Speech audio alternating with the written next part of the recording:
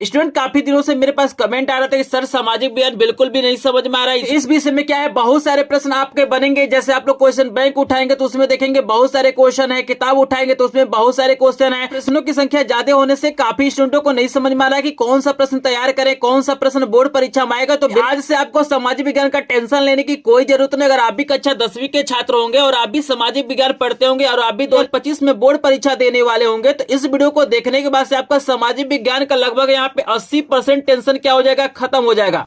केवल 20% ही आपको मेहनत करना पड़ेगा। इस वीडियो में मैं क्या करूंगा, सामाजिक विज्ञान के सभी प्रकार के यहाँ पे 100 सबसे महत्वपूर्ण बहुविकल्पी प्रश्न बताऊंगा। आप लगभग यहाँ पे 50 प्लस प्रश्नों को तैयार कर लेते हैं, से कोई ना कोई 20 प्रश्न आपको बोर्ड परीक्षा में पूछा जाएगा। यहाँ आज इस वीडियो को देख लीजिएगा, पूरा का पूरा प्रश्न आपका तैयार होने वाला है। बाहर कोई भी प्रश्न आपको बोर्ड परीक्षा 2025 में देखने के लिए नहीं मिलेगा। यहाँ पे आपको मैं दिखा भी देता हूँ, यहाँ पे मैंने सभी प्रकार के प्रश्न लिए हैं, चाहे छोटा प्रश्न हो, बड़ा प्रश्न हो, चाहे इतिहास के प्रश्न हो, आपका भूगोल का प्रश्न हो, हर एक प्रकार का, चाहे सिविक्स हो, हर प्रकार का प्रश्न यहाँ पे लिखा गया है। देख सकते हैं यहाँ पे लास्ट में आपको 17 भी दिखाई दे रहा है। यहाँ पे आपको 100 प्रश्न दिया गया है। देख सकते हैं जो भी प्रश्न है ना बिल्कुल इंपॉर्टेंट है और इससे बाहर कोई भी प्रश्न आपका नहीं आएगा। मैं इसका पीडीएफ बिल्कुल फ्री में आपको देने वाला हूं, इसका पीडीएफ बिल्कुल फ्री में आपको देने वाला हूं। अभी लास्ट में आपको मैं अपना व्हाट्सएप नंबर दूंगा, उस पर आपको सिर्फ क्या करना है, मैसेज करना है और तुरंत आपको क्या हो जाएगा, पीडीएफ नोट मिल जाएगा। तो वीडियो को ध्यान से देखिएगा। तो चलिए वीडियो को स्टार्ट करते हैं। तो यहाँ पे अगर आप चाहते हैं कि सामाजिक विज्ञान का एक भी प्रश्न आपका न छूटे तो हमारे आंसर देने से पहले आपको क्या करना है, यहाँ पे आंसर करना है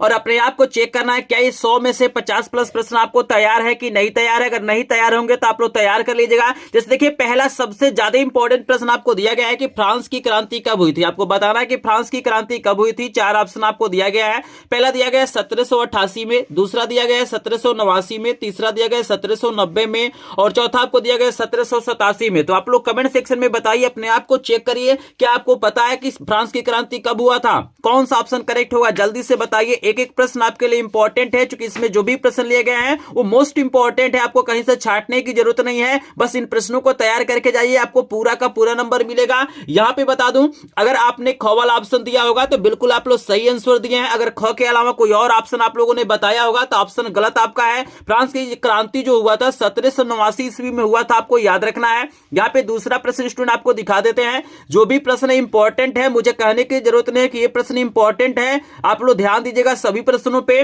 दूसरा प्रश्न दिया गया है कि जर्मनी के एकीकरण में मुख्य भूमिका किसका था। यहां पे आपको बताना है कि जर्मनी के एकीकरण में मुख्य भूमिका किसका था। पहला ऑप्शन है ऑटो वन बिस्मार्क, दूसरा आपको दिया गया है विलियम प्रथम, तीसरा दिया गया हिटलर, चौथा दिया गया मेस्सनी। तो आपको क्या लगता है जर्मनी के एकीकरण में मुख्य भूमिका किसका हो सकता है। 4 ऑप्शन आपको दिया गया है, बताइए कौन सा ऑप्शन करेक्ट होगा। पहले अपने आप को आप लोग पहचानिए, अभी मैं आंसर आपको बताऊंगा। हमारे आंसर देने से पहले आपको आंसर करना है। तो बिल्कुल अगर आपने क वाला आंसर दिया होगा तो आपका आंसर सही है। ऑटो वन बिस्मार्क का क्या था, मुख्य भूमिका था जर्मनी के एकीकरण में, आपको याद रखना है। तीसरा प्रश्न देखिए, बहुत ही प्यारा प्रश्न आपको दिया गया है, इंपॉर्टेंट प्रश्न दिया गया है कि नेपोलियन की पराजय कब हुई थी। आपको बताना है कि नेपोलियन की पराजय कब हुई थी। पहला आपको दिया गया 1814, दूसरा 1815, तीसरा 1816 और चौथा आपको दिया गया 1817। तो क्या लग रहा है आपको नेपोलियन की पराजय कब हुई थी, कौन सा सन करेक्ट होगा। आप लोग सोचिए, अपने आप को टेस्ट करिए, बताइए इसका आंसर आपको पता है कि नहीं पता है। तो आपको बता दूं कि नेपोलियन का जो पराजय हुआ था सन 1815 में हुआ था। तो यहाँ पे ख वाला ऑप्शन बिल्कुल करेक्ट हो जाएगा। यहाँ पे 4 नंबर का प्रश्न आपको दिखा देते हैं। बहुत ही प्यारा प्रश्न आपको दिया गया है कि 1789 में फ्रांस में राष्ट्रवाद की प्रथम अभिव्यक्ति का क्या परिणाम हुआ था। फ्रांस की क्रांति हुई थी, नेपोलियन का उदय हुआ था, जर्मनी का एकीकरण हुआ था, निरंकुश राजतंत्र का प्रारंभ हुआ था। तो बताइए क्या लग रहा है आपको, कौन सा ऑप्शन करेक्ट हो जाएगा। लाइव यहाँ पे अपने आप को टेस्ट करिए, क्योंकि ऐसा वीडियो आपको कहीं पर भी देखने के लिए नहीं मिलेगा। आपको प्रश्न तो तैयार हो ही रहे हैं और साथ ही साथ अपने आप को आप टेस्ट भी कर सकते हैं कि सामाजिक विज्ञान की कितनी तैयारी हुई है। यहाँ पे 100 में से केवल 50 प्लस प्रश्न तैयार कर लेते हैं तो यहाँ पे आपका पूरा का पूरा नंबर फिक्स होने वाला है, क्योंकि जो भी प्रश्न बनेंगे यहीं से बनेंगे। आप लोग क्वेश्चन बैंक उठा के देख लीजिएगा, प्रीवियस ईयर के पेपर उठा के देख लीजिएगा, आप अपने किताब को देख लीजिएगा, आपके टीचर जो इंपॉर्टेंट क्वेश्चन टिक लगाए होंगे उससे मैच कर लीजिएगा। इससे बाहर कोई भी प्रश्न कभी नहीं पूछा गया है, तो इसको जरूर तैयार करिए। आपको बता दूं कि इसका जो करेक्ट करेक्ट आंसर हो जाएगा। फ्रांस की क्रांति प्रारंभ हुई थी, तो कॉवल ऑप्शन बिल्कुल करेक्ट हो जाएगा। यहाँ पे सभी प्रकार का प्रश्न कराऊंगा, अभी इतिहास का प्रश्न करा रहा हूं, इसके बाद भूगोल का प्रश्न कराऊंगा, यहाँ पे अर्थशास्त्र वाला जो सिविक्स वाला प्रश्न उसको भी कराऊंगा। सभी प्रकार का प्रश्न हो जाएगा, टेंशन लेने की जरूरत नहीं है। बिल्कुल ध्यान से इस वीडियो को देखिए। यहाँ पे 5 नंबर का प्रश्न बहुत ही ज्यादा इंपॉर्टेंट है, जो वेरी वेरी इंपॉर्टेंट, उसको मैं टिक कर दूंगा।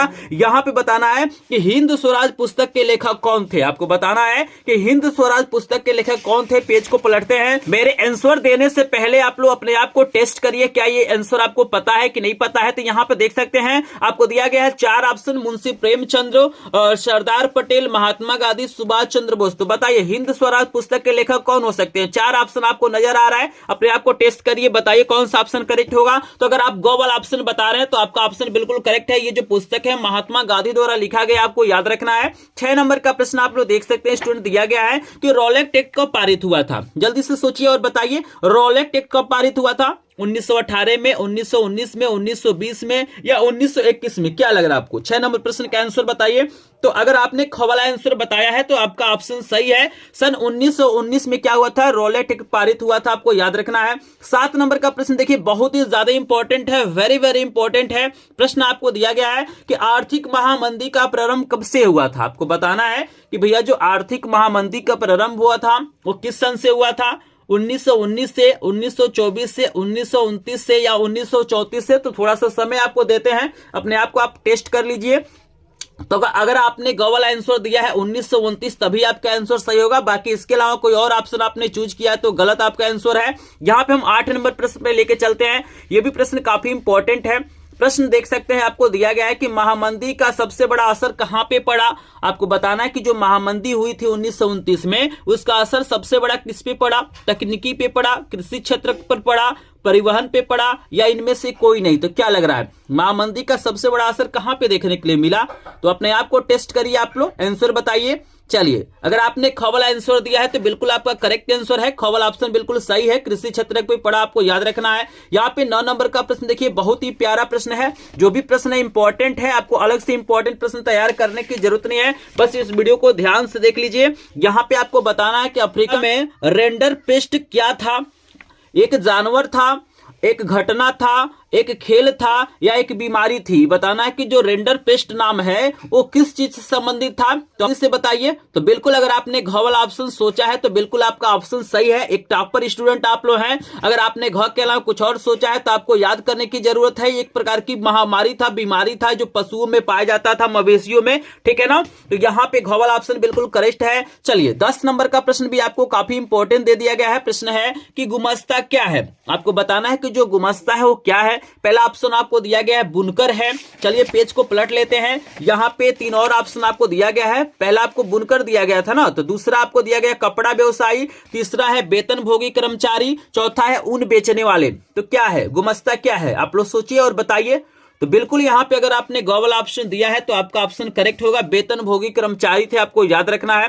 11 नंबर का प्रश्न बहुत ही ज्यादा इंपॉर्टेंट आपको दे दिया गया है। प्रश्न है कि औद्योगिक क्रांति किस देश से प्रारंभ हुई थी। आपको बताना है कि भाई जो औद्योगिक क्रांति हुई थी ना, वो किस देश से प्रारंभ हुई थी। अमेरिका से, रूस से, इंग्लैंड से या चीन से। क्या लग रहा है आपको, जल्दी से सोचिए, एक बार अपने आप को टेस्ट करिए, क्योंकि यहाँ पे बेहतरीन मौका आपको दिया जा रहा है अपने आप को पहचानने का कि आपको 100 में से कितने प्रश्न तैयार हैं। अगर आपको 50 प्लस प्रश्न तैयार हैं तो मान के चलिए आपकी तैयारी बढ़िया है, एक टॉपर स्टूडेंट आप हैं। सामाजिक विज्ञान में आप लोग टॉप करेंगे, बढ़िया नंबर पाएंगे। लेकिन जिनका तैयारी 50 से कम प्रश्नों का होगा उनको और तैयार करने की जरूरत है, इन प्रश्नों को याद करने की जरूरत है। तो चलिए यहाँ पे बता दूं कि औद्योगिक क्रांति जो प्रारंभ हुआ था इंग्लैंड से। अगर आपने इंग्लैंड सोचा है तो आपका ऑप्शन करेक्ट है। चलिए, 12 नंबर का प्रश्न आपका पेपर में छप चुका है। 2025 के बोर्ड पेपर में यह प्रश्न छप चुका है कि ज्योतिबा बाई फूले ने कौन सी पुस्तक लिखी। चूंकि घुमा फिरा के उस प्रश्न को कहीं ना कहीं पूछा जाता है, तो आपको बताना है कि ज्योतिबा बाई फूले ने कौन सी पुस्तक लिखी थी। गुलामगिरी, स्त्री धर्म, अमर जीवन या कथा सागर। तो बताइए इस बेहतरीन मोस्ट इंपोर्टेंट प्रश्न का आंसर आप लोग सभी लोग बताइए, अपने आप को पहचानिए, जल्दी से बताइए। तो बिल्कुल यहाँ पे जो लोग गुलामगिरी बता रहे हैं उनका ऑप्शन करेक्ट है। यहाँ पे काफी लोग सही आंसर दे रहे हैं, तो यहाँ पे कॉल ऑप्शन बिल्कुल करेक्ट हो जाएगा। चलिए यहाँ पे 13 नंबर का प्रश्न स्टूडेंट आप देख सकते हैं, यहाँ पे दिया गया है वर्नाक्यूलर प्रेस एक्ट कब लागू किया गया था। आपको 4 ऑप्शन दिया गया है, 1875, 1878, 1880 या 1885। तो क्या लग रहा है कब इस एक्ट को लागू किया गया था? 4 ऑप्शन आपको दिया गया है, तो आप लोग सोचिए। तो आपको बता दूं 13 नंबर का जो करेक्ट आंसर हो जाएगा ख वाला हो जाएगा, 1878 में इसे लागू किया गया था। अगर आपने ये बताया है तो बिल्कुल करेक्ट आंसर आपका है। चलिए 14 नंबर का भी प्रश्न आपके पेपर में छप चुका है, इंपॉर्टेंट प्रश्न है 2025 बोर्ड के लिए। यहाँ पे ये जो मैं टिक कर रहा हूं वो सबसे ज्यादा इंपॉर्टेंट है, इन प्रश्नों को तो बिल्कुल भी आपको मिस नहीं करना है। यहाँ पे प्रश्न है कि कपास की खेती के लिए कौन सी मृदा उपयुक्त होती है, यानी किस मृदा में सबसे अच्छी कपास की खेती होती है। 4 ऑप्शन आपको दिया गया है, काली मृदा, लाल मृदा, जलोढ़ मृदा, लेटराइट मृदा। तो बताइए किस मिट्टी में मतलब कपास की खेती सबसे अच्छी होती है, बताइए। तो बिल्कुल यहाँ पे काली मिट्टी में सबसे बढ़िया कपास होता है। अगर आपने क वाला ऑप्शन दिया है आंसर तो आपका करेक्ट आंसर है। चलिए यहां पे 15 नंबर का प्रश्न देखिए, आपको दिया गया है कि सोपानी कृषि की जाती है। आपको बताना है कि जो सोपानी कृषि होता है वो कहां पर किया जाता है। हम पेज को पलटते हैं और आपको हम लेके चलते हैं ऑप्शन पे, आपको ऑप्शन दिखाते हैं। 4 ऑप्शन दिया गया है, आपको दिया गया उत्खात भूमि पर, ढाल वाली भूमि पर, मैदानी भूमि पर, और यहाँ पे दिया गया इनमें से कोई नहीं। आपको बताना है कि इसमें से कौन सा ऑप्शन करेक्ट होगा। सोपानी कृषि कहां पे किया जाता है, जल्दी से बताइए। बहुत ही शानदार प्रश्न है। तो अगर आपने ख वाला आंसर सोचा है तो आपका आंसर सही है, ढाल वाली भूमि पर सोपानी कृषि किया जाता है, आपको याद रखना है। तो यहां पे स्टूडेंट हमने क्या किया, आपको 15 प्रश्न करा दिया। अगर आप 15 में से 10 प्रश्नों का उत्तर अपने आप से दिए होंगे, यानी आपका लगभग 10 प्रश्न यहाँ पे सही है, तो आपको मान के चलना है सामाजिक विज्ञान की तैयारी बढ़िया हो रही है और आप लोग एक टॉपर स्टूडेंट में आते हैं। अगर आपने 15 में से 10 प्रश्नों का आंसर आपको पहले से पता था या आपने सही दिया है तो आप क्या है, एक टॉपर स्टूडेंट हैं। अगर आपने 10 से कम प्रश्नों का आंसर दिया अपने आप से तो आपको तैयारी करने की जरूरत है। यहाँ पे लाइव टेस्ट करके आपको मैं बता रहा हूं कि आप किस कैटेगरी में आएंगे। अगर तैयार है तो आप टॉपर हैं, आप बढ़िया नंबर पाएंगे। अगर नहीं तैयार है तो आपको तैयार करने की जरूरत है, आप भी टॉपर बन सकते हैं। बस इन प्रश्नों को आप लोग तैयार करिएगा और जल्दी से कमेंट सेक्शन में बताइए 15 में से कितने प्रश्नों का आपने आंसर सही दिया है, जल्दी से बताइए सभी लोग। चलिए यहाँ पे काफी संख्या में अलग अलग कमेंट आ रहा है, कोई कह रहा है 5, कोई कह रहा है 15, कोई 14, कोई 10, अलग अलग स्टूडेंट अलग अलग कमेंट कर रहे हैं। चलिए बहुत बढ़िया, इन सभी प्रश्नों को तैयार करिए। चलिए अभी मैं यहाँ पे जब 30 प्रश्न खत्म हो जाएगा तो फिर आपसे पूछूंगा कि 30 में से कितने प्रश्नों का आंसर आपने सही दिया है। तो चलिए यहाँ पे मैं पूछता भी रहूंगा। चलिए 16 नंबर का प्रश्न आपको दिया गया है कि हरा सोना निम्नलिखित में से किसे कहा जाता है। आपको बताना है कि हरा सोना किसे कहा जाता है।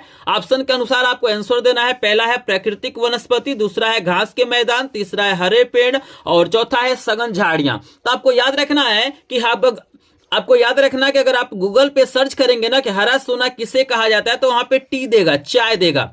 चाय को हम लोग क्या कहते हैं, हरा सोना कहते हैं। लेकिन यहाँ पे चाय ऑप्शन नहीं है तो यहाँ पे करेक्ट आंसर हो जाएगा वनस्पति हो जाएगा। जो पेड़ पौधे हैं, प्राकृतिक वनस्पतियां हैं, वही ना हमारे लिए हरा सोना है। या अगर आपको चाय दिया रहता तो आपका चाय करेक्ट हो जाता। क्लियर है सभी को। चलिए 17 नंबर का प्रश्न आपको दिया गया है कि निम्नलिखित में से किस राज्य में बांधवगढ़ राष्ट्रीय उद्यान अवस्थित है, यानी स्थित। आपको बताना है मध्य प्रदेश, राजस्थान, पश्चिम बंगाल, उत्तराखंड। क्या लग रहा है कौन सा ऑप्शन सही हो जाएगा। ये जो राष्ट्रीय उद्यान है वो किस में है, किस राज्य में है। 4 ऑप्शन दिया गया है, जल्दी से बताइए। 17 नंबर प्रश्न का आंसर दीजिए सभी लोग। तो बिल्कुल यहाँ पे याद रखना है कि जो स्टूडेंट यहाँ पे ए वाला ऑप्शन करेक्ट किए होंगे उनका आंसर करेक्ट है, मध्य प्रदेश हो जाएगा। आपको याद रखना है। चलिए बहुत ही प्यारा, बहुत ही इंपॉर्टेंट प्रश्न आपको दिया गया है। टिहरी बांध परियोजना किस राज्य में है।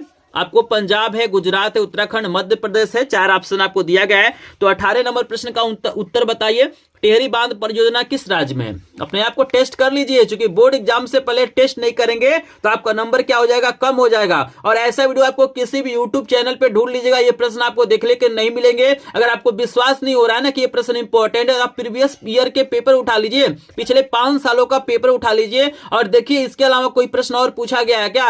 यही सब प्रश्न क्या होते हैं, घुमा फिरा के पूछे जाते हैं। इसीलिए मैं बता रहा हूं कि ऐसा वीडियो कहीं नहीं मिलेगा। इस वीडियो को ध्यान से देख लीजिए, क्योंकि अगर आपने ग वाला ऑप्शन चूज किया है तो ग वाला ऑप्शन बिल्कुल करेक्ट है। उत्तराखंड में टिहरी बांध परियोजना है, आपको याद रखना है। चलिए 19 नंबर का भी प्रश्न बहुत ही ज्यादा इंपॉर्टेंट आपसे प्रश्न पूछा जाता है। रेशेदार फसल पूछा जाता है, आपको रबी की फसल, खरीफ की फसल, यहाँ पे रोपड़ फसल पूछा जाता है। मतलब फसलों से 2-3 प्रश्न बनते रहते हैं। तो यहाँ पे आपको दिया गया है इनमें से कौन रबी फसल है। आपको बताना इसमें से कौन सा ऐसा फसल है जो रबी फसल के अंतर्गत आएगा। पहला चावल है, दूसरा मोटे अनाज है, तीसरा चना है, चौथा आपको कपास दिया गया है। तो क्या लग रहा है आपको, बताइए। रबी फसल, तो बिल्कुल जो लोग ग वाला ऑप्शन दे रहे हैं चना यहाँ पे बिल्कुल करेक्ट होगा, आपको याद रखना है। 20 नंबर का प्रश्न आपको दिया गया है कि निम्नलिखित में से कौन रोपड़ कृषि की फसल है। रोपड़ वाला भी पूछता है, याद रखिएगा। तो चलिए ऑप्शन को हम देख लेते हैं, हमें रोपड़ फसल बताना है। तो चलिए स्टूडेंट जल्दी से आप लोग कमेंट कीजिए, कहवा, कपास, तिलहन, गेहूं, इसमें से कौन आपका यहाँ पे रोपड़ फसल हो जाएगा। तो जल्दी से बताइए, 4 ऑप्शन आपको दिया गया है। आई होप आपको आंसर पता होगा। तो बिल्कुल जो लोग कपास आंसर दे रहे हैं उनका ऑप्शन बिल्कुल करेक्ट है, कपास हो जाएगा। कभी कभी कपास के जगह पे गन्ना दे देता है, तो गन्ना भी क्या है कि रोपड़ फसल है, आपको याद रखना है। चलिए पर का प्रश्न इंपॉर्टेंट भी है, इजी है। आई होप यहाँ पे 100% लोग क्या करेंगे, सही आंसर देंगे। तो चलिए प्रश्न दिया गया श्वेत क्रांति संबंधित है, आपको बताना है। श्वेत से ही आप यहाँ पे आंसर बता सकते हैं। श्वेत का मतलब क्या होता है, सफेद। तो बताना है कि श्वेत क्रांति किससे संबंधित है, दुग्ध उत्पादन से, गेहूं उत्पादन से, मत्स्य उत्पादन से, या इनमें से कोई नहीं। तो इसका आंसर बिल्कुल आप दे सकते हैं। तो बिल्कुल जैसा मैंने गेस किया था, यहाँ पे 100% लोग क्या कर रहे हैं, सही आंसर दे रहे हैं। बिल्कुल भाई, दूध क्या होता है, सफेद होता है। तो श्वेत क्रांति क्या है, दूध उत्पादन से है, दूध को बढ़ावा देने के लिए है। तो यहाँ पे कवल ऑप्शन बिल्कुल है। चलिए ऐसे ही आप लोग आंसर दीजिए, तभी ना आप एक टॉपर स्टूडेंट में आएंगे। तो बिल्कुल यहाँ पे चलिए आपके सामने हम लेके आते हैं 22 नंबर का प्रश्न है कि निम्नलिखित में से कौन सा परंपरागत संसाधन है। पवन ऊर्जा है, सौर ऊर्जा है, प्राकृतिक गैस है, या ज्वारी ऊर्जा है। तो क्या लग रहा है 22 नंबर प्रश्न का क्या आंसर हो सकता है, जल्दी से सभी लोग बताइए। या अगर आपने ग वाला ऑप्शन दिया है तो बिल्कुल करेक्ट आंसर यहाँ पे प्राकृतिक गैस हो जाएगा, आपको याद रखना है। यह एक प्रकार का परंपरागत संसाधन है, कोयला भी होता है, पेट्रोलियम भी होता है, आपको याद रखना है। चलिए 23 नंबर का प्रश्न आपको दिखाई दे रहा है, निम्नलिखित में कौन सा खनिज आधारभूत है, आपको बताना है इसमें से कौन सा ऐसा खनिज है जो आधारभूत है। बहुत ही ज्यादा इंपॉर्टेंट प्रश्न आपको दिया गया है, इस वाला ऑप्शन सोचा है तो बिल्कुल करेक्ट है, लौ अयस्क हो जाएगा, आपको याद रखना है। 24 नंबर का प्रश्न बहुत ही प्यारा, बहुत ही ज्यादा इंपॉर्टेंट दे दिया गया है। ये प्रश्न आपको बोर्ड परीक्षा में देखने के लिए मिल जाएगा। प्रश्न आपको दिया गया है कि कृषि आधारित उद्योग का उदाहरण, आपको बताना है कौन सा इसमें से उद्योग है जो कृषि पे आधारित है। ये आपको पहला दिया गया है लोहा एवं इस्पात उद्योग, दूसरा है सूती वस्त्र उद्योग, तीसरा है रासायनिक उद्योग, चौथा है सीमेंट उद्योग। तो इसका भी आंसर आप लोग बिल्कुल आसानी से दे सकते हैं, थोड़ा सा दिमाग दौड़ाएंगे इसका आंसर आप लोग पा जाएंगे। और मैं देख भी पा रहा हूं बहुत शानदार यहाँ पे आंसर आ रहा है भाई, बहुत शानदार। चलिए बहुत बढ़िया यहाँ पे आप लोग आंसर दे रहे हैं, बहुत बढ़िया। बिल्कुल भाई, सूती जो वस्त्र होता है भाई कपास से मिलता है, और कपास से क्या होती है, खेती होती है, ठीक है ना। चूंकि लोहे की और रसायन का और सीमेंट का खेती थोड़ी ना होता है, अब कपास की खेती होता है, उसी से सूती वस्त्र बनाए जाते हैं। तो बिल्कुल आप लोगों ने सही सुना है, यहाँ पे ख वाला ऑप्शन बिल्कुल करेक्ट हो जाएगा। चलिए आपको लेके चलते हैं अगले प्रश्न पे। यहाँ पे 25 नंबर का प्रश्न आपके सामने आ गया है। मोस्ट इंपोर्टेंट प्रश्न दिया गया है कि निम्नलिखित में से कौन सा उद्योग बॉक्साइट को कच्चे माल के रूप में यहाँ पे प्रयोग करता है। तो अगर आप लोग विज्ञान पढ़े होंगे तो आप लोग जानते होंगे कि जो बॉक्साइट होता है एक प्रकार का अयस्क है। बॉक्साइट क्या है, अयस्क है। अगर आपको पता होगा कि बॉक्साइट किसका अयस्क है तो आप लोग बिल्कुल आसानी से आंसर बता सकते हैं। तो बताइए बॉक्साइट का उपयोग किसके मतलब प्रयोग में किया जाता है, एल्युमिनियम के, कागज के, सीमेंट के, स्टील के। तो बिल्कुल यहां पर भी सही जवाब आ रहा है, बिल्कुल एल्युमिनियम। आप लोग जानते होंगे कि बॉक्साइट क्या है, एल्युमिनियम का अयस्क है, यानी बॉक्साइट से क्या होता है, एल्युमिनियम प्राप्त किया जाता है। अगर आप लोग साइंस पढ़े होंगे तो इसको जानते होंगे। चलिए 26 नंबर का प्रश्न आपके सामने आ गया है। प्रश्न आपके सामने आ गया है, पूछा गया है कि सबसे लंबा राष्ट्रीय जलमार्ग, आपको बताना है कि इसमें से सबसे लंबा राष्ट्रीय जलमार्ग कौन सा है। पहला है हल्दिया से इलाहाबाद, दूसरा है सदिया से धुबरी, तीसरा है केरल से पश्चिम तटीय नहर, और चौथा है काकीनाडा से पुदुचेरी। तो आप बताइए कौन सा ऑप्शन करेक्ट हो जाएगा, सबसे लंबा राष्ट्रीय जल मार्ग आपको बताना है। 4 ऑप्शन आपको दिया गया है, जो भी आंसर हो जल्दी से बताएंगे। तो बिल्कुल अगर आपने क वाला आंसर दिया है तो बिल्कुल क वाला ऑप्शन बिल्कुल करेक्ट है, आपको याद रखना हल्दिया से इलाहाबाद हो जाएगा। चलिए 27 नंबर का प्रश्न है कि निम्नलिखित में से कौन सा वस्तु का निर्यातक भारत नहीं है। बताइए इसमें से कौन सा वस्तु है जिसका निर्यातक भारत नहीं है, कॉफी, उर्वरक, तंबाकू या चाय। क्या लग रहा है आपको, बहुत ज्यादा इंपॉर्टेंट प्रश्न है, जल्दी से बताएंगे। तो बिल्कुल भारत क्या है, उर्वरक का निर्यातक नहीं, आपको याद रखना है। ख वाला ऑप्शन बिल्कुल करेक्ट हो जाएगा। आपने ये ख वाला ऑप्शन चूज किया है तो आपका करेक्ट आंसर है। आप लोग याद रखे रहिएगा कि जो भी मैं प्रश्न करा रहा हूं उसमें से कितने प्रश्न आप लोग पहले से दिए हैं, क्योंकि आपको यहाँ पे पहचान लेना है कि समाज विज्ञान की आपकी तैयारी है कि नहीं तैयारी है, आप अच्छा नंबर पाएंगे कि नहीं पाएंगे, इसी वीडियो में डिसाइड हो जाएगा। चलिए 28 नंबर का प्रश्न बहुत ही ज्यादा इंपॉर्टेंट है, घुमा फिरा के किसी न किसी तरह से प्रश्न पूछा जाता है। प्रश्न दिया गया कि श्रीलंका में निम्नलिखित में से कौन सा बहुसंख्यक वर्ग है। तमिल है, ईसाई है, सिंगली है या मुस्लिम है? तो बताइए, मोस्ट इंपोर्टेंट प्रश्न है, हर साल बोर्ड परीक्षा में पूछा जाता है। तो क्या लग रहा है आपको, कौन सा ऑप्शन करेक्ट होगा? तो बिल्कुल अगर आपने ग वाला ऑप्शन चूज किया है तो आपका ऑप्शन करेक्ट है, सिंगली बिल्कुल करेक्ट हो जाएगा। चलिए 29 नंबर का प्रश्न है कि विभिन्न स्तरों पर सत्ता का बंटवारा क्या कहलाता है? प्रश्न याद रखिएगा, विभिन्न स्तरों पर सत्ता का बंटवारा क्या कहलाता है? यहाँ पे 4 ऑप्शन है, सामुदायिक सरकार, गठबंधन सरकार, संघीय सरकार या एकात्मक शासन। क्या लग रहा है आपको? 29 नंबर प्रश्न का करेक्ट आंसर क्या हो जाएगा? आप लोग कमेंट में बताइए। तो बिल्कुल इस प्रकार के सरकार को हम संघीय सरकार कहते हैं, तो ग वाला ऑप्शन बिल्कुल करेक्ट हो जाएगा। 30 नंबर प्रश्न का आंसर दीजिए, भारत में सर्वाधिक बोले जाने वाली भाषा। भाई सभी लोग इंडियन ही है। इस प्यारे से प्रश्न पे इंपॉर्टेंट प्रश्न है, देखने में आपको प्रश्न आसान लग रहा है लेकिन लगातार प्रश्न को पूछा गया है कि भारत में सबसे ज्यादा भाषा कौन सी बोली जाती है? हिंदी, अंग्रेजी, उर्दू, पंजाबी। क्या लग रहा है आपको? इस प्यारे से शानदार प्रश्न का आंसर आप लोग दे सकते हैं स्टूडेंट। तो बिल्कुल यहाँ पे लगभग 100% लोगों ने सही आंसर दिया है। बिल्कुल हिंदी भाषा क्या है? भारत का सर्वाधिक बोली जाने वाली भाषा है। तो चलिए यहाँ पे बताइए 30 में से कितने प्रश्नों का आंसर आपको पहले से तैयार है? सभी लोग कमेंट सेक्शन में जाइए, कमेंट करिए 30 में से कितने प्रश्नों का आंसर आपको पहले से पता था, जल्दी से बताइए। तो बिल्कुल भाई, अगर आपको पहले से यहां पे लगभग 20 प्लस प्रश्नों का आंसर पहले से पता था तो मान के चलना एक टॉपर स्टूडेंट आप हैं, आपकी तैयारी बढ़िया चल रही है। अगर आपने 20 से कम प्रश्नों का आंसर दिया है तो आपको और तैयारी करने की जरूरत है, याद रखिएगा। तो बिल्कुल यहाँ पे मैं देख रहा हूं काफी लोगों ने यहाँ पे कोई 18, कोई 20, कोई 25, कोई 29, कोई 30 भी बता रहा है भाई। चलिए भाई, जो लोग 30 कमेंट किए हैं उनको दिल से धन्यवाद कि आपने बहुत अच्छा तैयारी किया है। अगर आपने सही जवाब दिया होगा तब, ये नहीं कि हम पहले आंसर बता दे रहे हैं उसके बाद आप सोच लेंगे नहीं हमारा भी सही था। तो हमारे आंसर देने से पहले आप लोग डिसाइड करिए, क्योंकि यहाँ पे 100 प्रश्न खत्म होते होते आपको यहाँ पे 50 प्लस प्रश्न यहाँ पे तैयार हो ही जाना चाहिए।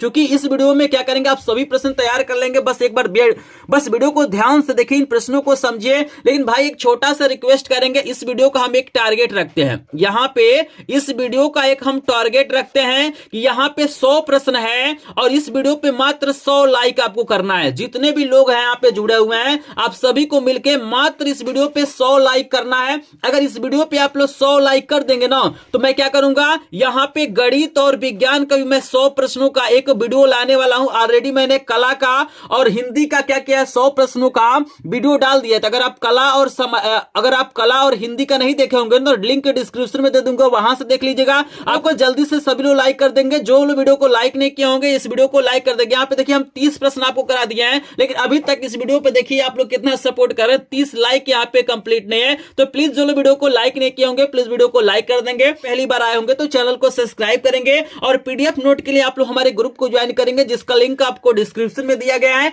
या लास्ट में आपको व्हाट्सएप नंबर मिलेगा। वहां पे आप लोग विषय का नाम लिख के और 100 लिख देंगे तो उस विषय का आपको पीडीएफ नोट बिल्कुल फ्री में मिल जाएगा। तो चलिए हम समय को बर्बाद नहीं करेंगे, क्योंकि समय बहुत ज्यादा कीमती। आप लोग लाइक कर देंगे बिना कहे हुए। काफी लोगों ने लाइक कर दिया है, जो लोग लाइक कर दिए उनको दिल से धन्यवाद है। चलिए 31 नंबर का प्रश्न आपको तैयार करना है कि निम्नलिखित में से कौन सा संगीत सूची का विषय आपको बताना है। इसमें से कौन सा है विषय जो संगीत सूची का है? पहला है रक्षा, दूसरा है कृषि, तीसरा व्यापार, चौथा आपको शिक्षा दिया गया है। तो कौन सा ऐसा विषय है जो संगीत सूची में आएगा, बताइए। 31 नंबर प्रश्न का आंसर सभी लोग बताइए, सोचिए, कुछ आंसर दीजिए। गलत हो जाएगा आंसर, आपको कोई दिक्कत नहीं है। पहले अपने आप को तो पहचानिए कि कितना प्रश्न आप लोग सही कर सकते हैं। तो बिल्कुल अगर आपने क वाला आंसर दिया है तो आपका करेक्ट आंसर रक्षा हो जाएगा, आपको याद रखना है। 32 नंबर का प्रश्न है कि निम्नलिखित से कौन सा राज्य सूची का विषय है, बताना इसमें से कौन सा ऐसा सूची है जो राज्य सूची का विषय है। पहला है मुद्रा, दूसरा है विदेशी कार्य, तीसरा है बैंकिंग, चौथा है व्यापार। तो क्या लग रहा है आपको,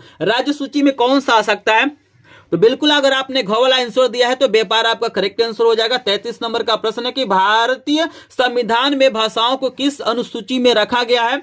आपको ऑप्शन दिया गया तीसरी, 5वीं, 8वीं, 12वीं। क्या लग रहा है आपको, कौन सा ऑप्शन करेक्ट हो जाएगा? तो सोचिए आप लोग बताइए। अभी यहाँ पे भूगोल के भी प्रश्न आएंगे भाई, वीडियो को स्किप मत करिएगा। अभी इतिहास के प्रश्न आ रहे हैं ना, अभी भूगोल के प्रश्न आएंगे, सिविक्स के प्रश्न आएंगे और लास्ट में कुछ प्रश्न होंगे जो मिक्स होंगे, जो सबसे ज्यादा इंपॉर्टेंट है। मिक्स प्रश्न कराऊंगा तो एक एक प्रश्न देख के जाइए। वीडियो थोड़ा सा बड़ा होगा क्योंकि यहाँ पे 100 प्रश्न मैंने कराया है, लेकिन जो स्टूडेंट इस वीडियो को क्या करता है, ध्यान से देख लेता है, थोड़ा सा समय दे देता है ना, उसमें सामाजिक विज्ञान में नंबर बिल्कुल यहाँ पे फिक्स हो जाने वाला है, टॉप करेगा। क्योंकि ऐसा वीडियो आपको कहीं पर भी देखने के लिए नहीं मिलेगा। इतना समय तो आप लोग क्या करते हैं, इंस्टाग्राम का रील्स देखने में, शॉर्ट वीडियो देखने में बर्बाद कर लेते हैं, लेकिन पढ़ाई के लिए थोड़ा सा लंबा वीडियो मिल जाता है तो आप लोग छोड़ के चले जाते हैं भाई। तो जो इस वीडियो को शुरू से लेकर लास्ट तक देख लेगा ना, वो अपने आप को पहचान जाएगा कि सामाजिक विज्ञान में उसका तैयारी कैसा है। तो आप लोग कोशिश करिए, अपने आप को जज करिए, अपने आप को पहचानिए कि सामाजिक विज्ञान की कितनी तैयारी है, क्योंकि यहाँ पे 33 नंबर का जो करेक्ट आंसर हो जाएगा, यहाँ पे 8वीं हो जाएगा, गो वाला ऑप्शन करेक्ट हो जाएगा। चलिए आपको 34 नंबर का प्रश्न है कि धर्मनिरपेक्ष राज्य में कौन सा ऑप्शन करेक्ट होगा। धर्म की कोई स्थान नहीं है। अब 3 और ऑप्शन दिया गया, एक राष्ट्र एक धर्म में विश्वास, केवल बहुसंख्यक वर्ग के धर्म को मान्यता दी जाती है, सभी धर्मों का सम्मान समझा जाता है। तो भाई धर्मनिरपेक्ष का मतलब क्या होता है, जिसमें सभी धर्मों का सम्मान दिया जाए, समान रूप से समझा जाए, तो घ वाला ऑप्शन बिल्कुल करेक्ट हो जाएगा। आई होप आप लोगों ने सही आंसर दिया होगा। चलिए 35 नंबर का प्रश्न है, बहुत ज्यादा इंपॉर्टेंट है, वर्तमान से रिलेटेड है। प्रश्न है कि उत्तर प्रदेश में मुख्य विपक्षी दल कौन सा, आपको बताना है। पार्टी, बीजेपी, समाजवादी पार्टी या कांग्रेस। तो सभी लोग जानते हैं भाई समाजवादी पार्टी करेक्ट आंसर होगा, बिल्कुल ग नंबर का करेक्ट आंसर हो जाएगा। चलिए बहुत जल्दी यहाँ पे मुख्यमंत्री का भी चुनाव होने वाला है। आप सभी जानते हैं कि प्रधानमंत्री का चुनाव हाल ही में हुआ है, लेकिन यहाँ पे क्या होने वाला है, मुख्यमंत्री का चुनाव होने वाला है। तो आप लोग सामाजिक विज्ञान पढ़ते हैं तो यहाँ पे एक क्वेश्चन हम आपसे कर रहे हैं कि आपको बताना है कि जब अगली बार आपको बताना है कि इस समय उत्तर प्रदेश के जो मुख्यमंत्री हैं माननीय आदित्यनाथ योगी जी हैं, आपको बताना है कि जो नेक्स्ट चुनाव होगा बहुत जल्द होने वाला है, तो आपको बताना है कि किसकी सरकार बनेगी। क्या आपको लगता है, बहुजन समाज पार्टी की सरकार बनेगी, बीजेपी की सरकार बनेगी, समाजवादी पार्टी की बनेगी या कांग्रेस पार्टी की बनेगी? तो आप लोग जरूर बताइएगा कि इस बार उत्तर प्रदेश के सीएम कौन चुने जाएंगे, किसकी सरकार हो सकती है। आप लोग कमेंट सेक्शन में जरूर बताइएगा, क्योंकि सामाजिक विज्ञान से रिलेटेड है, इसीलिए मैं इस प्रश्न को पूछ लिया हूं। आप लोग थोड़ा सा बताइएगा, मिलियंस में चलेगा मुझे पता है। अगर आप लोग सपोर्ट करेंगे तो वीडियो क्या होगा, 1 मिलियन क्रॉस करेगा। तो आप लोग कमेंट सेक्शन में जरूर बताइएगा कि इस बार उत्तर प्रदेश के सीएम कौन बन सकते हैं, किस पार्टी के सीएम बन सकते हैं। तो चलिए 36 नंबर का प्रश्न आपको दिया गया कि निम्नलिखित में से किस व्यवस्था के लिए राजनीतिक दल आवश्यक शर्त है। यहाँ पे 4 ऑप्शन आपको दिया गया है, राजतंत्र, लोकतंत्र, तानाशाही, सत्तावाद। तो आपको बताना है। तो भाई जो भी राजनीतिक दल हैं उनका काम क्या है, लोकतंत्र को कायम करना। चूंकि भारत क्या है, एक डेमोक्रेटिक देश है, लोकतांत्रिक देश है। यहाँ पे खॉल ऑप्शन बिल्कुल करेक्ट हो जाएगा। अगर आपने इसका आंसर दिया है तो बिल्कुल करेक्ट आंसर है। यहाँ पे देखिए 37 नंबर का प्रश्न है कि जनता का जनता के लिए शासन किस शासन व्यवस्था को विशेषता देता है, राजतंत्र की, लोकतंत्र की, तानाशाही की या इनमें से कोई नहीं। तो बिल्कुल थोड़ा सा दिमाग आपको दौड़ाना है। देखिए भाई जनता की बात किया जा रहा है, तो जनता की बात किया जा रहा है तो जनता के हित में काम कब होगा, तानाशाही से थोड़ी ना होगा, राजतंत्र से थोड़ी ना होगा, लोकतंत्र से होगा। तो यहाँ पे ख वाला ऑप्शन बिल्कुल करेक्ट हो जाएगा। चलिए 38 नंबर का प्रश्न है कि इनमें से कौन सा लोकतंत्र का अवगुण है, आपको बताना है इसमें से कौन सा ऐसा है जो लोकतंत्र का अवगुण है। पहला आपको दिया गया धनी व्यक्तियों का शासन, दूसरा है दलों में व्यक्तिवाद, और यहाँ पे तीसरा आपको दिया गया है की प्राथमिकता। तो देखिए ये सभी बुराइयां हैं, ये गुण नहीं होना चाहिए, तो इनमें से सभी करेक्ट हो जाएगा, आपको याद रखना है। 39 नंबर का प्रश्न है कि लोकतंत्र का प्रमुख गुण निम्नलिखित से कौन सा है, आपको बताना है कि लोकतंत्र का प्रमुख गुण निम्न में से कौन सा है। पहला आपको दिया है देशभक्ति की भावना, दूसरा है राष्ट्रीय चरित्र का निर्माण, तीसरा है प्रगतिशील सरकार, चौथा इनमें से सभी। तो भाई लोकतंत्र का प्रमुख गुण इनमें से सभी है, ये सबके अंदर होना चाहिए, इनमें से सभी करेक्ट हो जाएगा। 40 नंबर का प्रश्न है कि निम्नलिखित में से किस देश का मानव विकास सूचकांक सर्वोच्च है। ये भी बहुत ज्यादा इंपॉर्टेंट प्रश्न है। 4 ऑप्शन आपको दिया गया, श्रीलंका, बांग्लादेश, नेपाल, पाकिस्तान। तो क्या लग रहा है किसमें यहाँ पे मानव विकास सूचकांक सबसे ज्यादा है? आप लोग सोचिए, 40 नंबर प्रश्न का आंसर सोचिए और बताइए। तो जो लोग यहाँ पे कॉल ऑप्शन बता रहे हैं उनका ऑप्शन बिल्कुल करेक्ट है। अभी मैं 50 प्रश्न करा दूंगा, तो आपसे पूछूंगा कि 50 में से कितने प्रश्नों का आंसर आपने सही दिया। तो आप लोग काउंट भी करते रहिएगा और कमेंट सेक्शन में बताते भी रहिएगा। जब मैं पूछूंगा तो आपको कमेंट सेक्शन में बताना भी है। चलिए 41 नंबर का प्रश्न है कि किसी देश का विकास आधारित होता है प्रति व्यक्ति आय पर और साक्षरता पर, लोगों की स्वास्थ्य स्थिति पर, इनमें से सभी। क्या लग रहा है 41 नंबर प्रश्न का आंसर बताइए। तो बिल्कुल भाई किसी भी देश का विकास क्या होता है, प्रति व्यक्ति आय पर भी निर्भर करता है, साक्षरता पर भी निर्भर करता है और लोगों की स्वास्थ्य स्थिति पर भी क्या करता है, निर्भर करता है। तो इनमें से सभी क्या हो जाएगा करेक्ट। क्या आप लोगों ने बिल्कुल यहाँ पे, चलिए लगभग यहाँ पे लगभग 90% लोगों ने सही आंसर दिया है भाई, बहुत बढ़िया। चलिए 42 नंबर का प्रश्न है कि निम्नलिखित में से कौन सा एक विकसित देश, आपको बताना है इसमें से कौन सा ऐसा देश है जो विकसित देश है। तो आपको यहाँ पे कई ऑप्शन दिया गया है, ब्राजील, भारत, और 2 और ऑप्शन आपको दिखा देते हैं, फ्रांस और बांग्लादेश दिया गया है। तो क्या लग रहा है, ब्राजील है फ्रांस है, बांग्लादेश है, भारत है, क्या लग रहा है कौन सा एक विकसित देश है? तो बिल्कुल फ्रांस आपका करेक्ट आंसर हो जाएगा। 43 नंबर का प्रश्न है कि सार्वजनिक और निजी क्षेत्र आधार पर विभाजित है, रोजगार की शर्तें, आर्थिक गतिविधि के स्वभाव, उद्यमों में स्वामित्व, उद्यम में नियोजित श्रमिकों की संख्या, तो क्या लग रहा है कौन सा ऑप्शन करेक्ट होगा? बताइए सभी लोग। हो सकता है कि वीडियो क्वालिटी में थोड़ा सा आपको यहाँ पे कमी देखने के लिए मिल सकता है, लेकिन प्रश्न में आपको कमी देखने के लिए नहीं मिलेगा, क्योंकि ये जो प्रिंट हुआ है ना अच्छे से प्रिंट नहीं हो पाया है, तो थोड़ा सा आप लोग इसके लिए मुझे माफ करिएगा। अगली बार जो भी वीडियो बनाऊंगा उसको बढ़िया से प्रिंट कराऊंगा, ठीक है ना, क्योंकि इसमें थोड़ा सा इंक की प्रॉब्लम है, इसलिए आपको क्लियर दिखाई नहीं दे रहा होगा,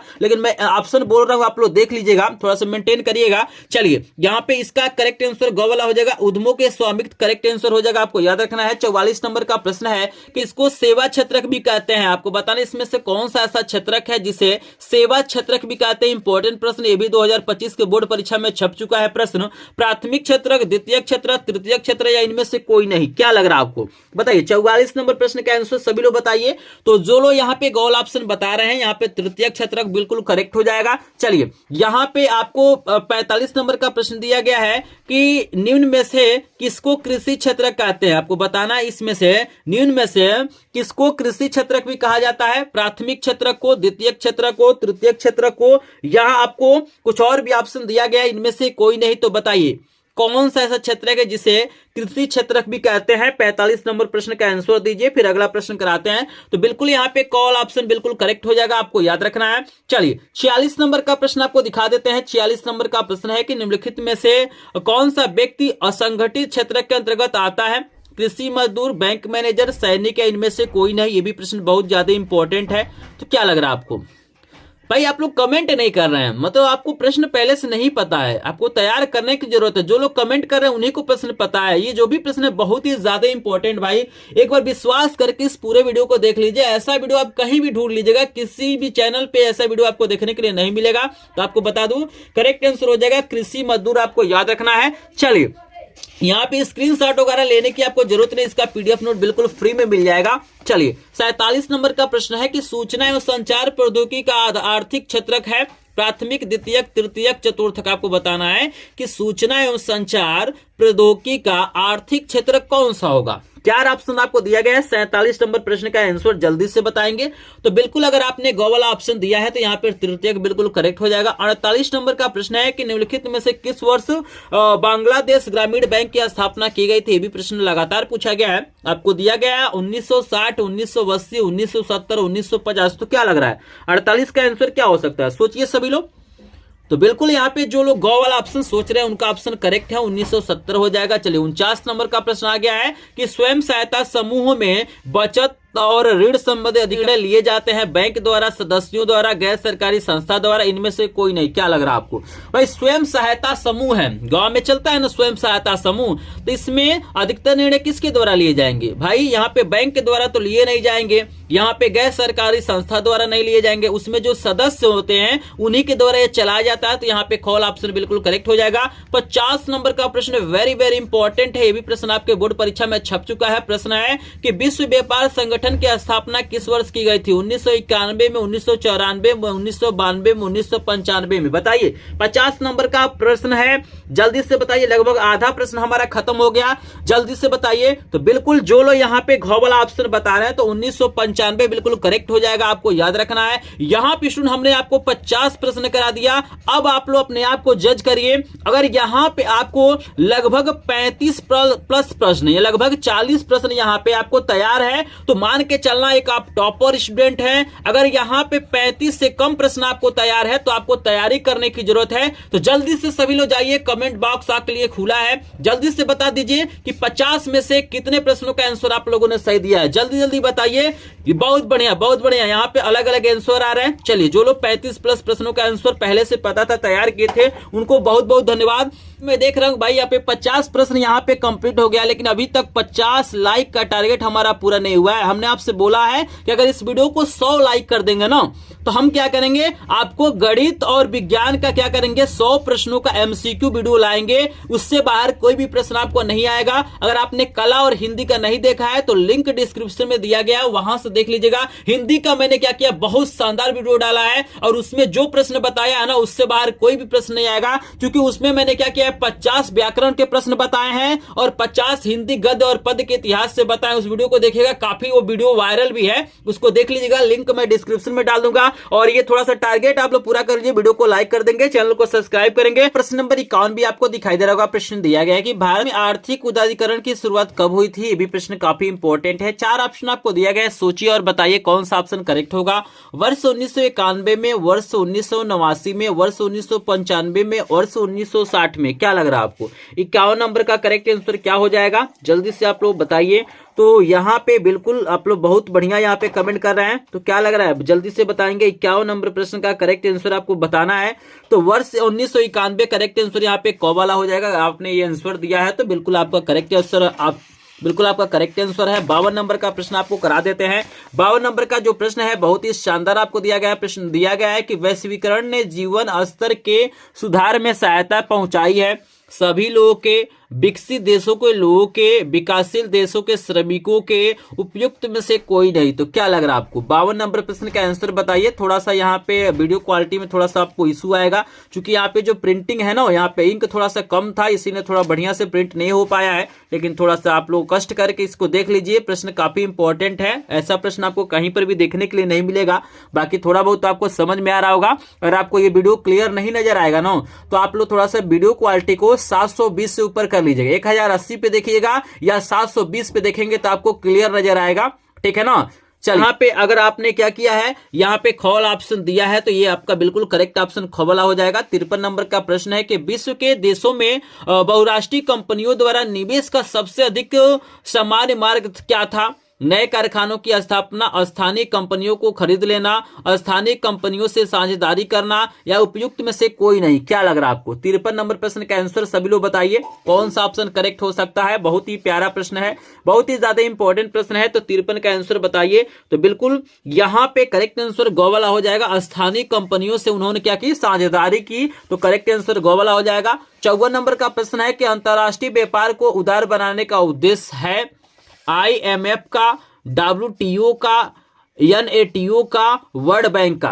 क्या लग रहा है आपको 54 नंबर का प्रश्न का करेक्ट आंसर क्या हो सकता है। तो बिल्कुल जो लोग ख वाला ऑप्शन सोच रहे हैं उनका करेक्ट है WTO का, आपको याद रखना है। 55 नंबर का प्रश्न है कि निम्नलिखित में से उत्पादन का साधन है, पूंजी है, लाभ है, और 2 और ऑप्शन आपको दिया हुआ है, सेवाएं और कर दिया गया है। तो क्या लग रहा है आपको कौन सा ऑप्शन करेक्ट हो जाएगा। प्रश्न नंबर 55 का आंसर सभी लोग बताएंगे। तो यहाँ पे इसका जो करेक्ट आंसर हो जाएगा, भाई हमें यहाँ पे क्या करना, उत्पादन का साधन बनाना है तो पूंजी रहेगा तभी न हो पाएगा। तो करेक्ट आंसर कौन वाला हो जाएगा। चलिए 56 नंबर का प्रश्न देखिए, बहुत ही शानदार है। ये वेरी इंपॉर्टेंट प्रश्न आपको दिया गया है कि सूचना का अधिकार अधिनियम कब लागू किया गया। आपको बताना है कि सूचना का जो अधिकार अधिनियम है वो कब लागू किया गया। अक्टूबर 2005 में, मार्च 2005 में, जनवरी 2006 में, या अप्रैल 2007 में। क्या लग रहा है आपको, जल्दी से बताएंगे सभी लोग। बहुत ही शानदार प्रश्न है 56 नंबर का। तो जो लोग यहाँ पे कॉवल ऑप्शन बता रहे हैं अक्टूबर 2005 बिल्कुल करेक्ट आंसर हो जाएगा, आपको याद रखना है। 57 नंबर का प्रश्न है कि उपभोक्ता सुरक्षा अधिनियम कब बनाया गया। ये भी प्रश्न कई बार पूछा गया है कि उपभोक्ता सुरक्षा अधिनियम कब बनाया गया। सन 1982 में, 1984 में, 1985 में, या 1986 में। क्या लग रहा है आपको उपभोक्ता सुरक्षा अधिनियम कब बनाया गया था। 57 नंबर प्रश्न का आंसर दीजिए। तो जो लोग 1986 बता रहे हैं उनका करेक्ट आंसर घ वाला हो जाएगा। चलिए 58 नंबर का प्रश्न आपको दिया गया कि राष्ट्रीय उपभोक्ता अधिकार दिवस कब मनाया जाता है। 5 अप्रैल को, 22 फरवरी को, 24 नवंबर को, 24 दिसंबर को। तो 58 नंबर प्रश्न का सभी लोग आंसर बताइए। तो यहाँ पे स्टूडेंट जो लोग घ वाला आंसर दिए हैं 24 दिसंबर उनका करेक्ट ऑप्शन है। और 59 नंबर का प्रश्न है कि विश्व का सबसे बड़ा लोकतांत्रिक देश, 59 नंबर का प्रश्न है कि विश्व का सबसे बड़ा लोकतांत्रिक देश कौन सा है। बहुत ही प्यारा प्रश्न है। और इसमें खुशी की बात है कि इसमें अपना जो भारत है वो सबसे नंबर 1 पे है पूरे विश्व में। सबसे बड़ा अगर हम डेमोक्रेटिक कंट्री की बात करेंगे तो वहां पे भारत है, तो हमें गर्व की बात है कि हमारा क वाला ऑप्शन बिल्कुल करेक्ट हो जाएगा। चलिए 60 नंबर का प्रश्न आपको दिया गया है, यहां पे देखिएगा, यहां पे 59 नंबर तक का प्रश्न जो था ये आपका अलग अलग था। मतलब आपको सबसे पहले इतिहास के प्रश्न देखने के लिए मिले हैं, उसके बाद से आपको भूगोल के प्रश्न देखने के लिए मिले हैं, उसके बाद से नागरिक शास्त्र और यहाँ पे अर्थशास्त्र वाला यानी सिविक्स का यहाँ पे प्रश्न कुछ देखने के लिए मिला है। यहाँ पे क्या था, लाइन से प्रश्न था, लेकिन यहाँ पे 60 के बाद से जो भी प्रश्न मिलेंगे यहाँ पे मिक्स प्रश्न मिलेंगे, और 60 के बाद से जो भी प्रश्न और भी ज्यादा इंपॉर्टेंट है, तो वीडियो को स्किप आपको नहीं करना है। यहाँ पे बता दूं 60 नंबर का प्रश्न है कि असहयोग आंदोलन का मुख्य कारण क्या था। रोलेक्ट था, प्रथम विश्व युद्ध था, खिलाफत आंदोलन था या चौरी चौरा कांड था। तो बताइए असहयोग आंदोलन का मुख्य कारण क्या था। 4 ऑप्शन दिया गया है, मिक्स प्रश्न मिलेंगे और इन प्रश्नों को जरूर देखिएगा। तो बताइए 60 नंबर प्रश्न का करेक्ट आंसर क्या हो जाएगा। तो बिल्कुल अगर आप लोगों ने ग वाला ऑप्शन दिया है तो इसका करेक्ट आंसर खिलाफत आंदोलन हो जाएगा, आपको याद रखना है। 61 नंबर का प्रश्न दिखा देते हैं। प्रश्न दिया गया करो या मरो का नारा किसने दिया था। बताइए करो या मरो का नारा किसने दिया था। सुभाष चंद्र बोस, चंद्रशेखर आजाद, भगत सिंह या महात्मा गांधी। क्या लग रहा है आपको, करो या मरो का नारा। तो बिल्कुल अगर आपने महात्मा गांधी बताया तो आपका ऑप्शन बिल्कुल करेक्ट है। 62 नंबर का प्रश्न है कि चिप आंदोलन किससे संबंधित है। मृदा संरक्षण से, वन संरक्षण से, जल संरक्षण से या वायु संरक्षण से। क्या लग रहा है आपको, चिपको आंदोलन।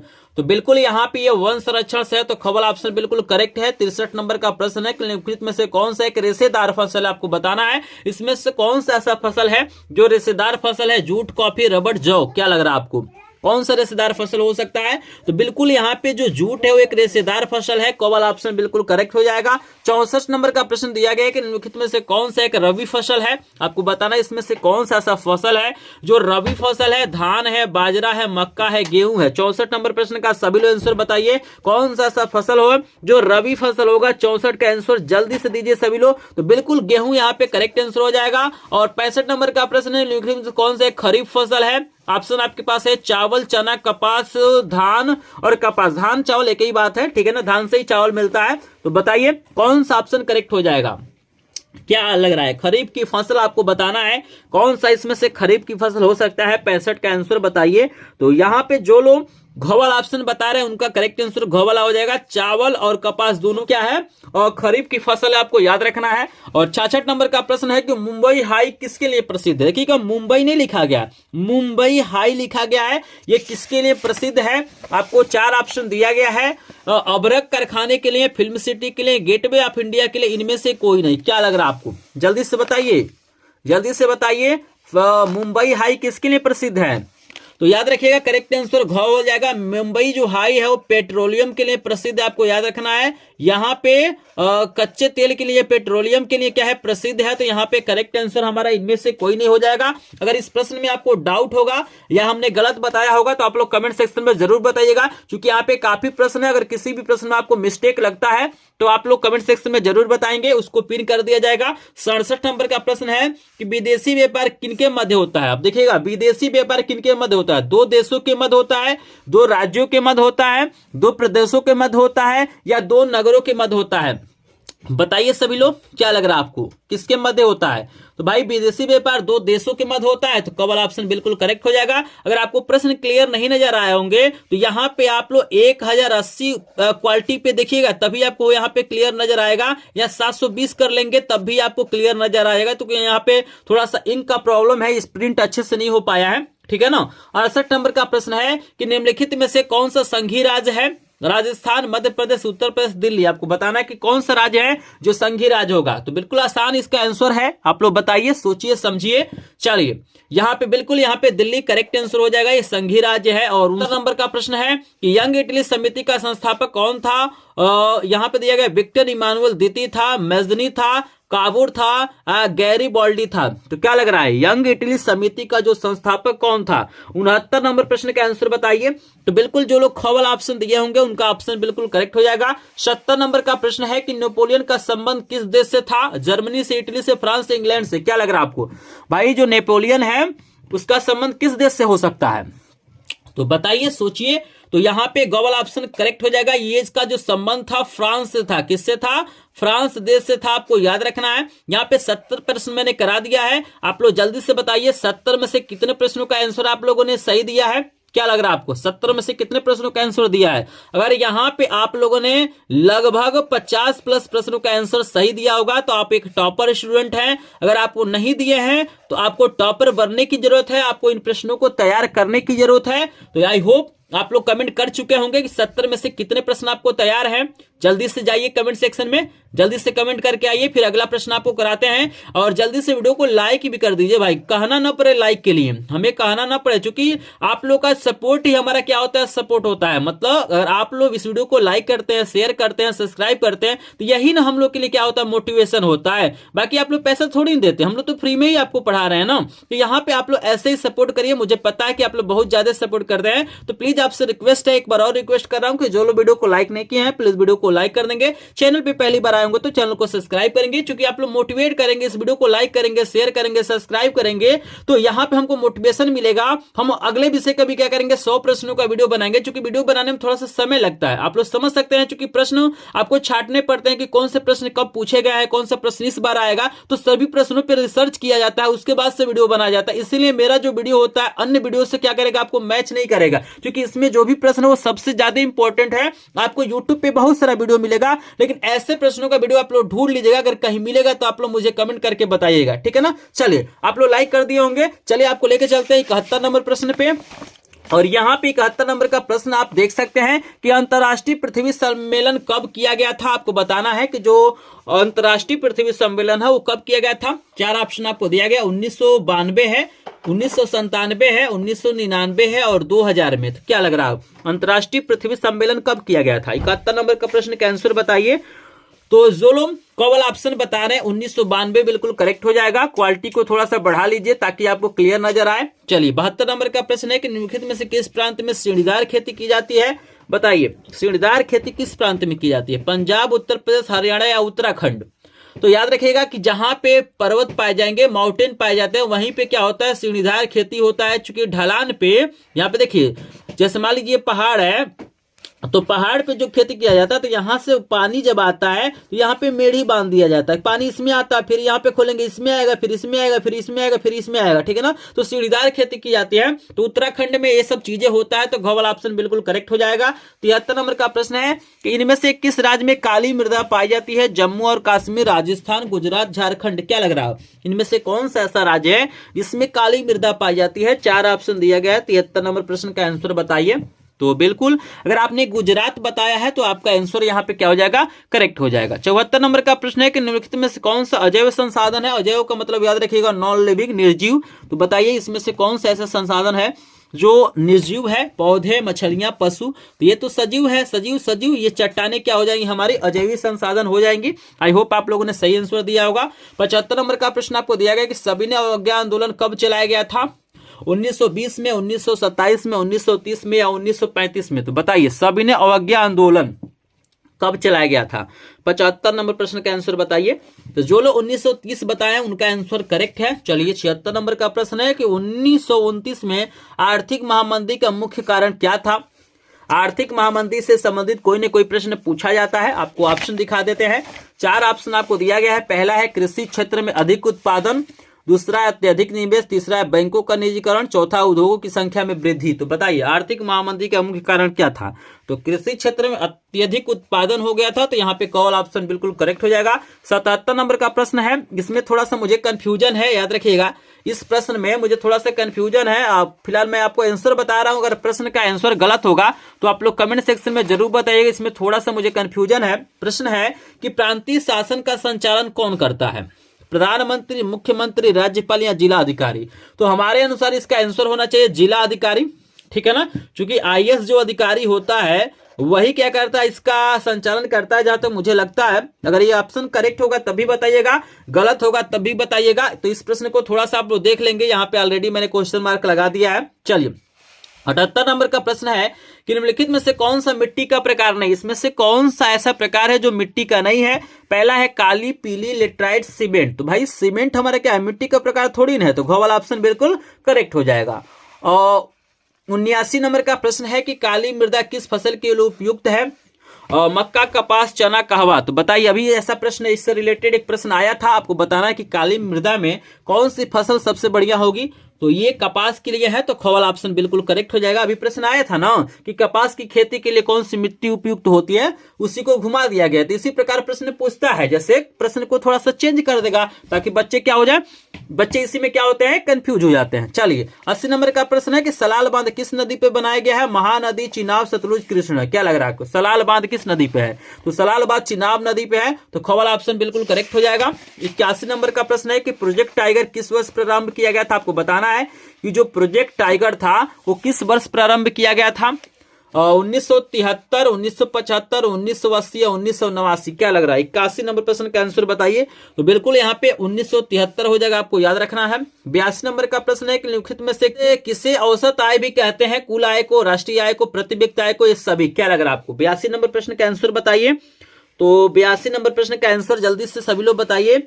इसका करेक्ट आंसर हो जाएगा प्रति व्यक्ति आय को हम लोग औसत आय कहते हैं, आपको याद रखना है। चलिए यहाँ पे 83 नंबर का प्रश्न है कि कौन सा क्षेत्र सबसे अधिक रोजगार देता है? प्राथमिक, द्वितीय, तृतीय, क्या इनमें से कोई नहीं? तो 83 का आंसर बताइए सभी लोग, जल्दी से बताइए। तो बिल्कुल प्राथमिक क्षेत्र सबसे ज्यादा रोजगार देता है, आपको याद रखना है। 84 नंबर का प्रश्न है कि विभिन्न स्तरों पर सत्ता का बंटवारा क्या कहलाता है? सामुदायिक सरकार, गठबंधन सरकार, संघीय सरकार या एकात्मक सरकार। क्या लग रहा है? 84 नंबर प्रश्न का आंसर बताइए।